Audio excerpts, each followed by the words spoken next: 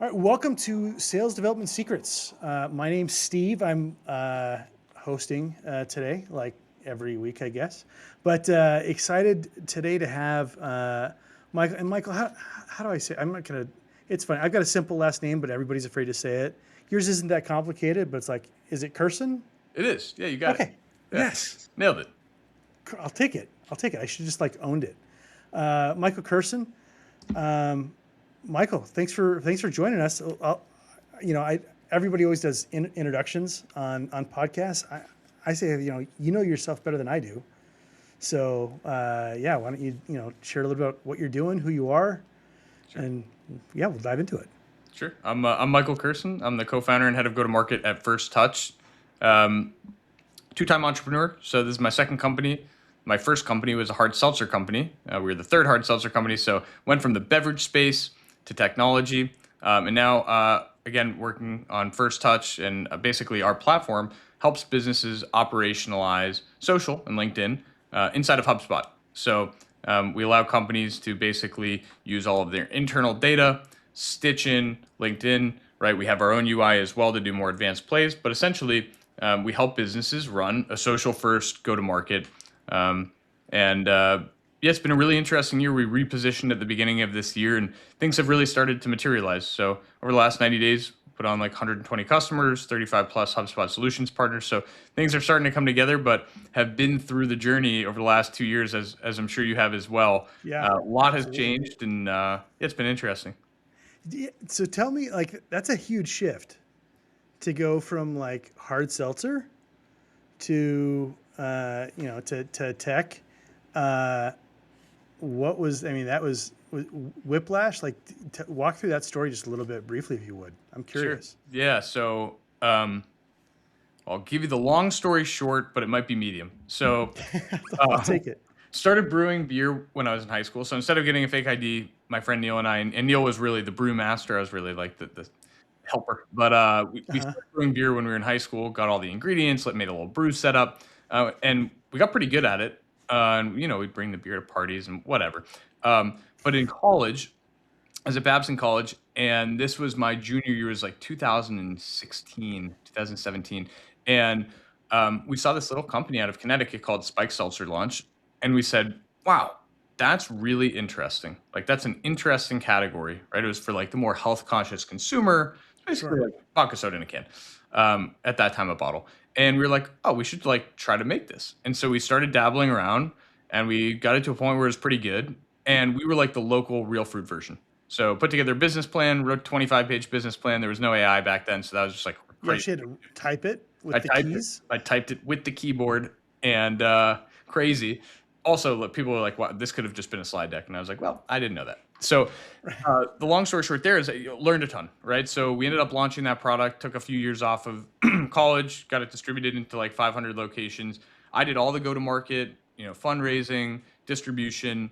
Um, and it was really hard. Like, I put almost 100,000 miles on my car in a year and a half, driving liquor store to liquor store, doing 1 ounce samplings at a time, right? 3 hours a day, 4 days a week, and really like distributing the product in person, one to one, right? Right, right. And so I cut my teeth in CPG, which for anyone who's been it's just really hard. It's just Hmm. such a hard category to scale, right? You've got production challenges, you've got distribution challenges, et cetera.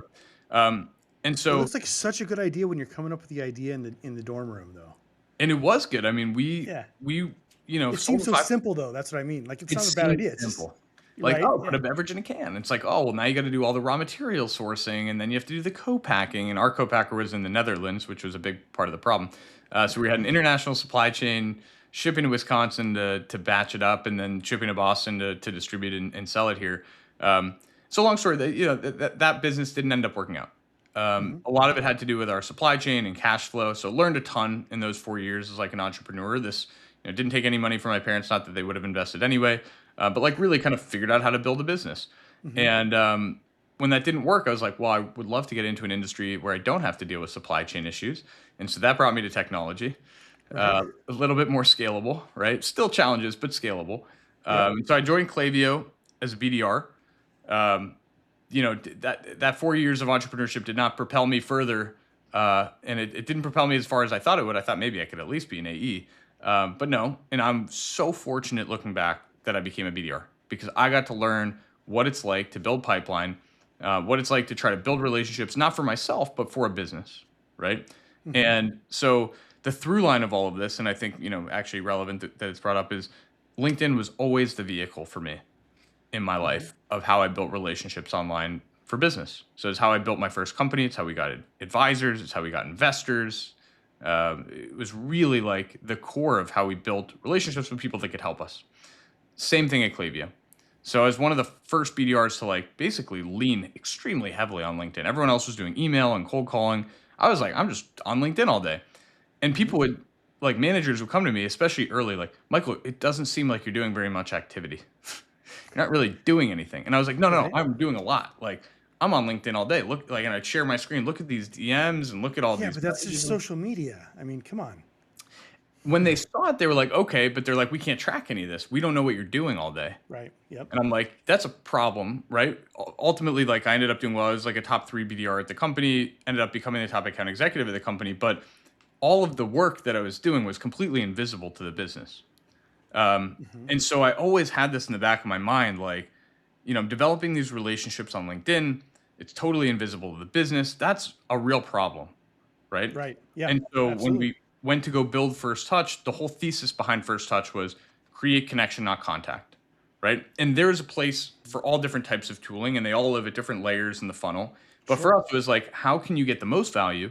How can you build the best relationships with the least amount of volume, not the most? Hmm.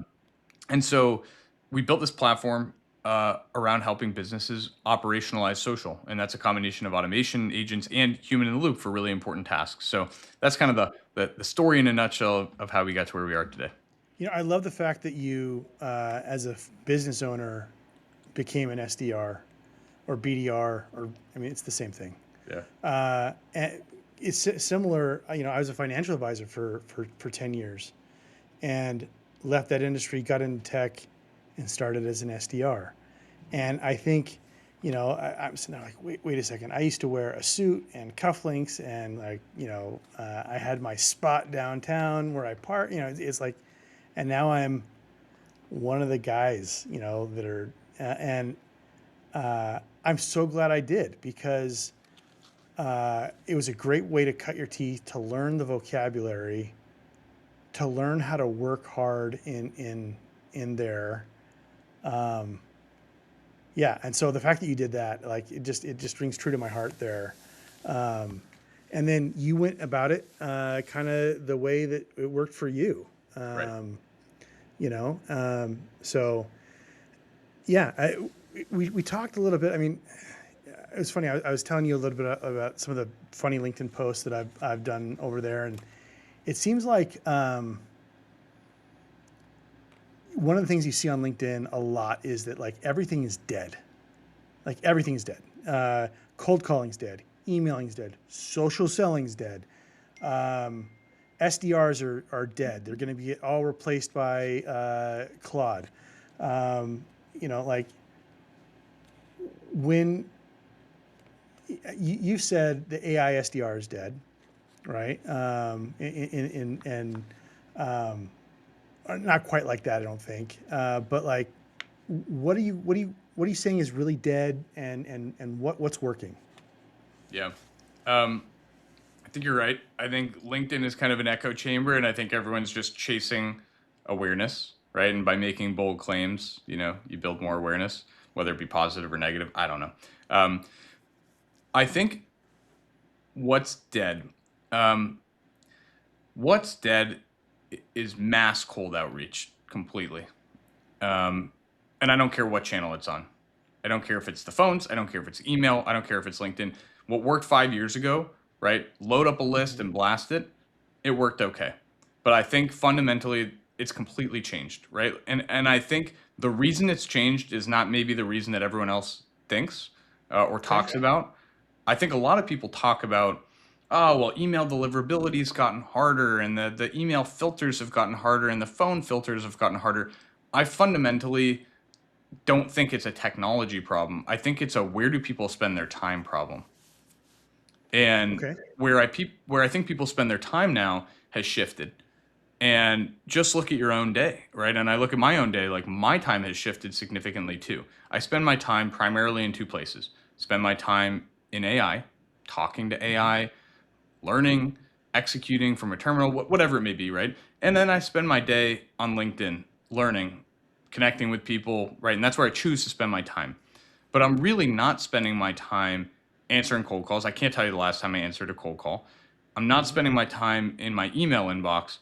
And so what I think is dead is like mass outreach. Now, if there's intent and signals like that, I think is working, right? And But if you can, that's not mass outreach. That's correct. not hey, let's send out 500 emails every day. Right. You know. So, it just looks different now. But what I think is really alive is how do you build a process of making sure that you're in the places where your buyers live all day long? Right. And I think fundamentally to me, like those two places are AI search and social.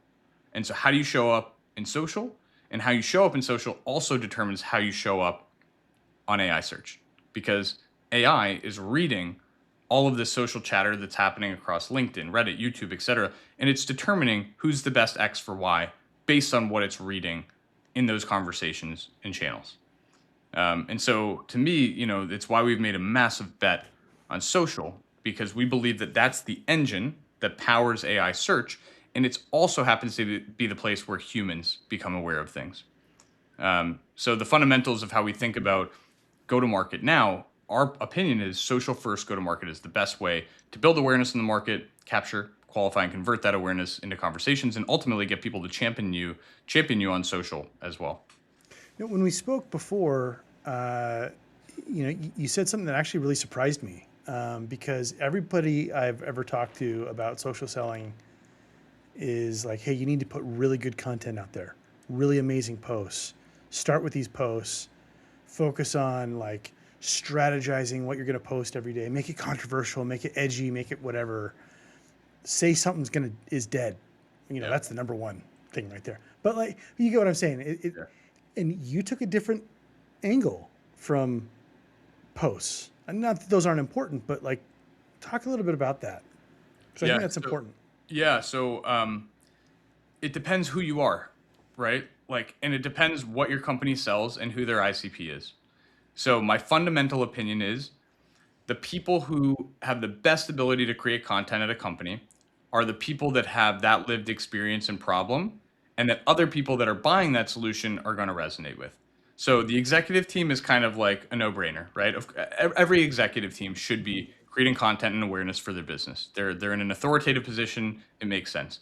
But if you're selling to like fintech, for example, right, or you're selling to engineers, actually having your reps spend time building content is not a good fit, right? There are not engineers out there who are like, yeah, I really love this AE's opinion, this salesperson's opinion on how I should be thinking about, my DB, right? And Mm-hmm. so my fundamental opinion is if there's alignment between you and your market, so if you're a salesperson and you're selling sales technology, you're in the game. You're on the content side, right? Mm-hmm. If you're a salesperson selling to engineering, if you're selling to finance, if you're selling to whatever it may be that's not sales, actually you shouldn't be creating a bunch of content because it's not going to land very well. So what should you do? Right? So that's like the big question everyone always asks. Okay, well, if they're not creating content, then what? How can they Yeah. be productive? Right?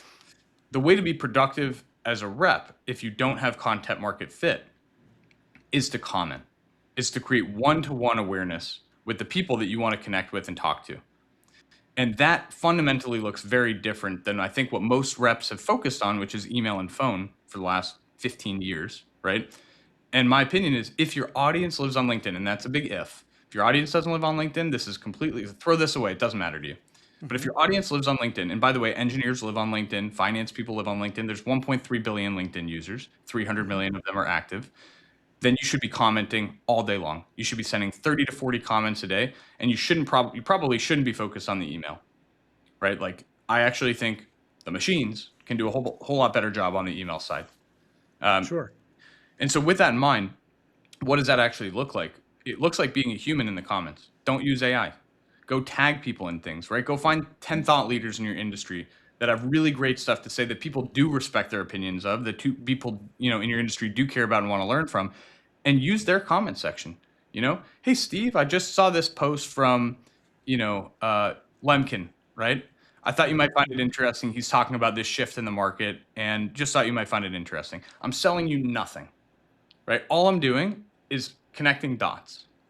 And by connecting dots, I'm showing up in your notification tab, right? And I'm making you aware of me. And now if you like my comment or comment back even better and say, thanks, Michael, this is super interesting, we've just made digital eye contact, right? It's very much like how people meet and get to know each other in person, which is, especially at a bar, it's like you make eye contact with someone and then you talk to them, right? Instead of just like getting up in their face and blasting whatever, it's like people don't want to meet that way. Or someone introduces you to someone, right? Or you happen to be in the same room and you're talking to someone else enters that conversation. So the way that I think of that is like the public forum of LinkedIn and the comment section in particular is a place to share ideas, to connect with other people on similar ideas.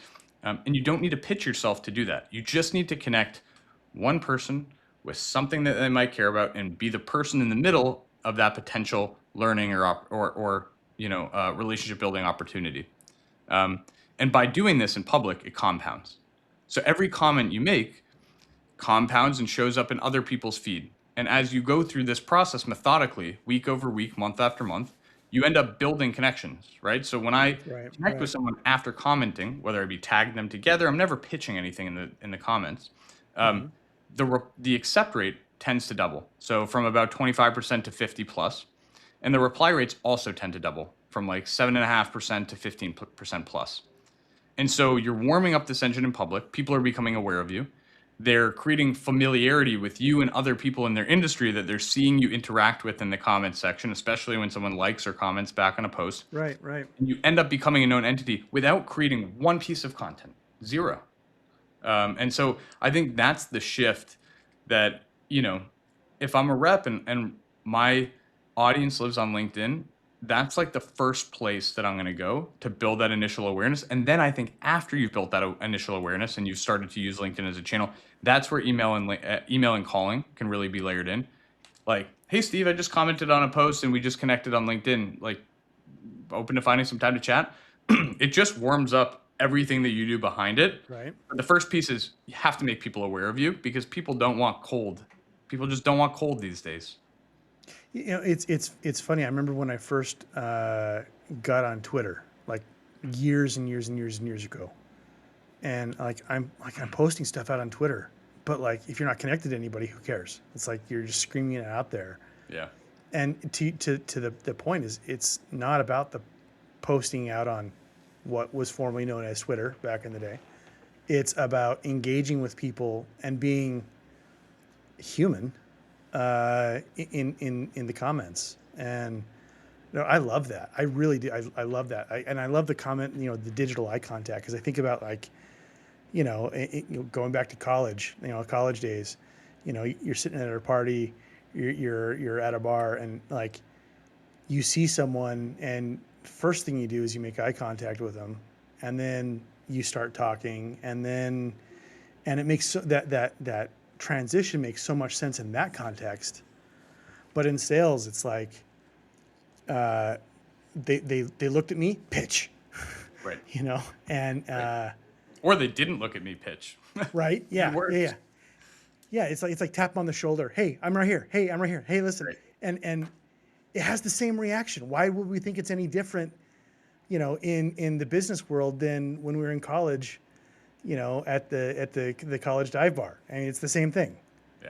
Yeah. I really love that. Yeah. Talk to me. You mentioned before too. You're talking about like the kind of the embed in the operational layer, and what that means. Because I think people are they don't know where all this fits in, right? So when things are siloed from like context, like talk about that a little bit. Sure. So, I think what we've just talked through is, in my opinion, where humans fit into the go-to-market equation. Mm-hmm. And, really, you have to be a human to do it, right? LinkedIn is a verified profile, right? It has all of your career data stitched to it, right? Um, but to go out and do all of these activities without it being tracked means that there's a significant gap in the context of the business. And so the way we think of it is like you're going out and taking all these social activities, but the only way to make that a fundamental go-to-market channel is to operationalize that process. And to Is that operational, solving? Is that solving for the problem that you had when you were an SDR, where like you were doing it, you're doing the yeah, right thing, right. but if a tree falls in a forest, no one's around to hear it. Did it? Did it happen? Right? Right. Right. Especially if you're having a quieter pipeline month, like it looks really bad. So the fundamentals of operationalized social, the pillars, and this is like our methodology behind our business, but I'll get into the practical piece, which is first touch, the system of action behind the methodology. But the methodology has four pillars. Hmm. It's create, capture, convert, and champion. Those are the four pillars. So the first piece is to create awareness, right? You need people to know who you are, whether you're creating that awareness at scale by posting or amplifying other posts, or you're creating that awareness one-to-one through the comment section. The second is you need to capture it, right? So LLMs, AI search is capturing it automatically. Hmm. So by doing this process, you are now feeding the LLMs to recommend you when they ask, what is the best X for Y? You're now increasing your chances of showing up in those searches. And two, you're creating human awareness. And the human awareness on LinkedIn is relatively able to be captured. So the likes and comments on your post, most people look at those as vanity metrics. Oh, I got 400 likes. I feel awesome about myself. But that's actually a massive pipeline opportunity to capture the engagement. But then there's a whole lot of work that has to happen to qualify it, right? Are Hmm. those people actually in your ICP? Would they be a good fit? Do they work at a company that would be suitable for your business and solution? Is this person in the right position to be assessing it? And then two, like, are they already a customer? Are they already in your pipeline? Does another rep at the company own that opportunity already? Right. So there's all Is of it these. another rep at the company? Is it another rep at the company? Yeah. So Right. there's Right. all of this disqualification criteria or just a routing and orchestration problem. And so what you end up with is this extremely complex web of basically manual decisions that have to be made that no one is really capable of running manually. And so Hmm. we've built this system, right? So you can capture and qualify all of it automatically. Again, deeply integrated into HubSpot, so we have all of the context of opportunities, deals, ownership, etc. Right? Pipeline. Hmm. And the next step is to convert it, which is the process of connecting with those people, right, that are aware of you and have showed some sign of intent depending on what they engaged with, converting it through connections and DMs, right? And they Hmm. don't have to be hard pitches; they could be soft pitches too. The goal is really to start conversations, right? To convert into Hmm. conversation. And then once you've converted into conversation, then you pull down deeper into the pipeline layer, right? And then eventually into close one business. And you build the social fabric of your company through this process, right? Where Hmm. you're connecting with people that are engaging with you, you're growing your network. Those people are then liking it and their networks are seeing it. And you're building this social fabric. And at the very end of that process, you have what's called champion. And that's when Hmm. people get value from the solution. They've bought your tool, they're a customer, they're a fan of what you're doing, they're engaging with you on social. And those people potentially have a propensity to then go champion you on social as well on LinkedIn. And Right. that really helps AI search. It really helps referrals and it helps bring other people into your sphere of influence as well.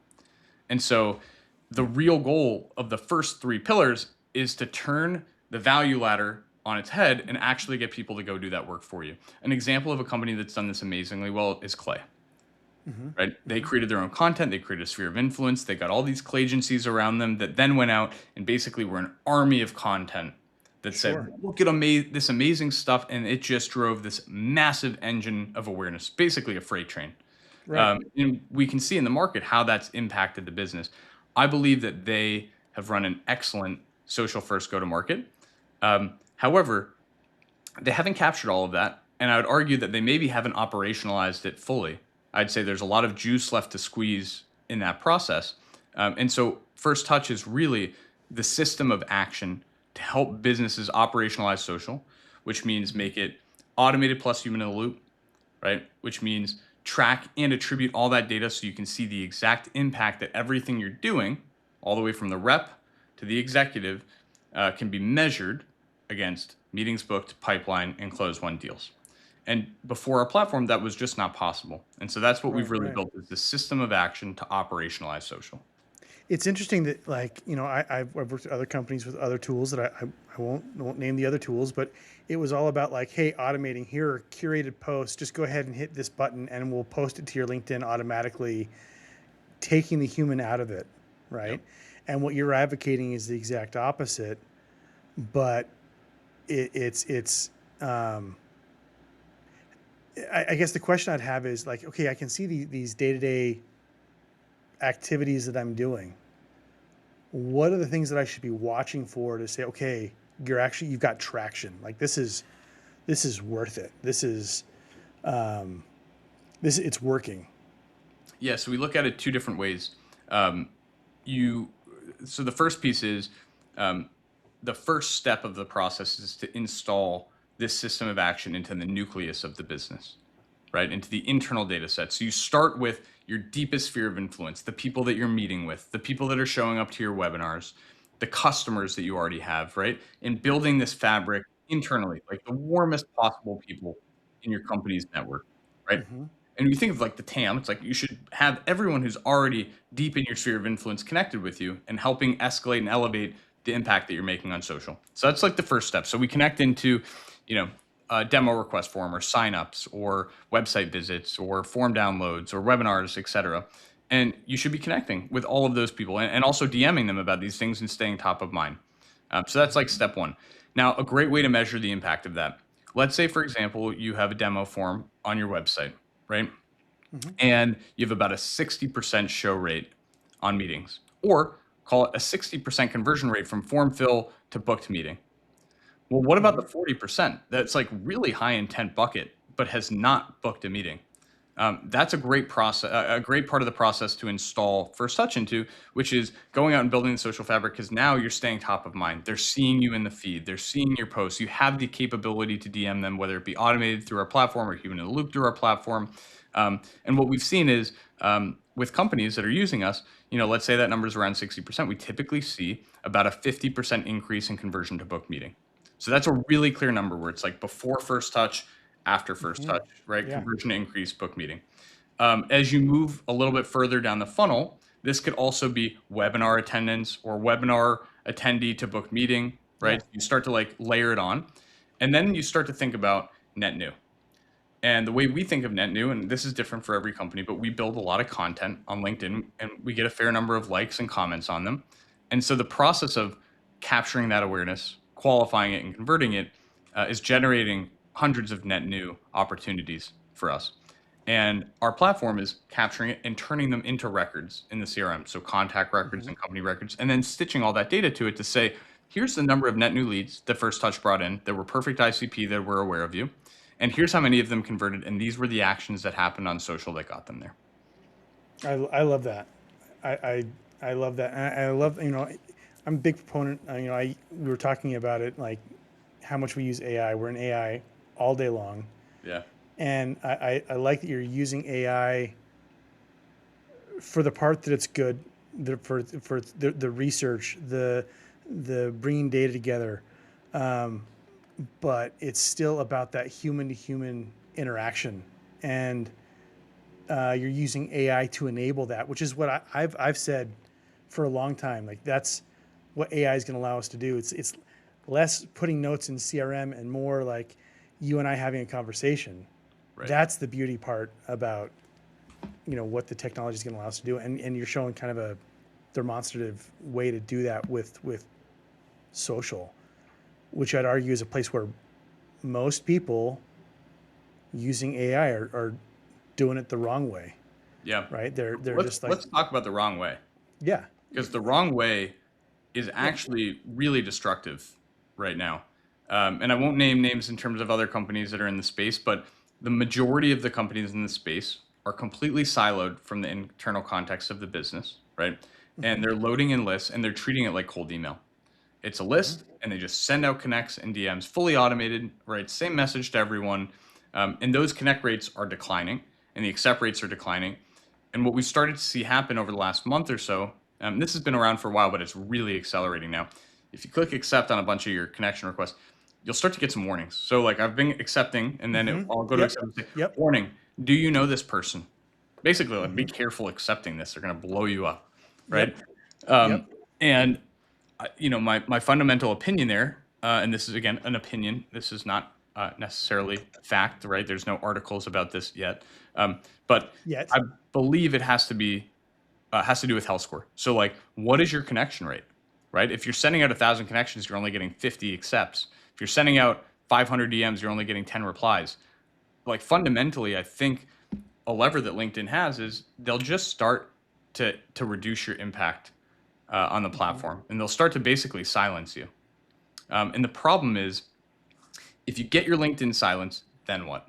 What do you have left? And from a business perspective, we talked about it earlier, the fundamental belief that I have that AI search and social is where people live, and social feeds AI search. So if you disappear on social, what does that leave you with as a seller, but also as a business? And so I think it's this really fundamentally critical aspect to go to market that we're still early days. Like, what we're talking about today is not a widespread opinion, but I think we're getting there. Sure. And we want to be the company that really owns this process and space. I love it. I think, thank you for championing this. And I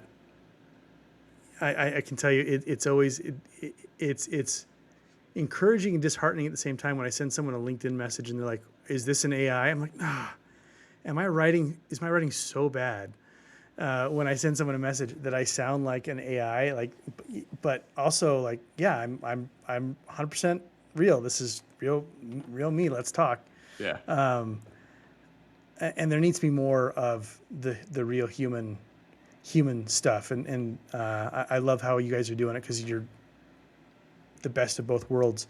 As we're wrapping up, anything else you kind of want to close with, or any kind of words of advice as people are kind of trying to refigure out social, the whole social selling? Yeah.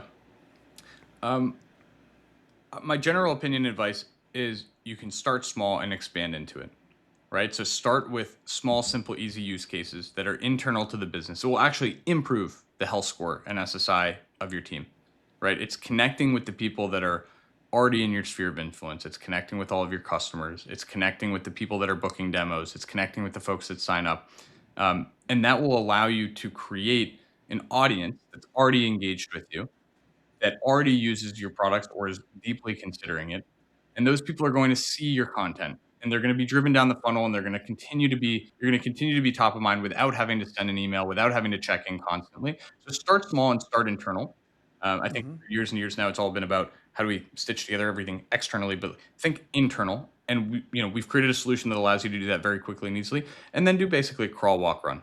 So it's like internal signals, and then awareness driven outbound through capturing awareness and creating awareness one-to-one. But I think fundamentally, this is something that, in my opinion, is going to happen. It's happening really quickly. You're not too late to start today, but you might be too late if you start in a year or two. And my last note is Google came out with an announcement last week. They're getting rid of links. They're getting rid of blue search links. So if that's anything to prove the value or potential value or potential future of what I'm talking about, links are going to be gone. All you're going to have is AI search. And the only way to feed AI search is social and the content that you put out. And so if you believe that's fundamentally true, then it's time to start thinking about how you operationalize it. You put out a bunch of great content. Just people look for you on LinkedIn. Is that the best place to connect with you? And I mean, obviously, LinkedIn, but like, Yeah. Your company, and just we'll put your link in the comments. Yeah, and I know I've enjoyed the stuff that you've written, and it's encouraged me to have some fun too with LinkedIn. It doesn't all have to be the doom and gloom. Everybody's coming for our jobs, all Yeah. that stuff that is all out there. So it's a lot more fun than sending emails one by one. I'll tell you that. The BDR job has become more fun. You get to be on social. you get to interact with people in public and build real relationships. And I've met some of my best friends on LinkedIn. So, Steve, yeah, I appreciate you for having me today. Feel free to follow us on LinkedIn if you're listening to this today. And yeah, excited. I'm excited about humans' involvement in the future, regardless of how good AI gets. I think fundamentally humans are going to play a very important place, and I hope that we can be a company that really makes that happen. Love it. Thank you, Michael. Thank you. Appreciate it. Thanks, Steve.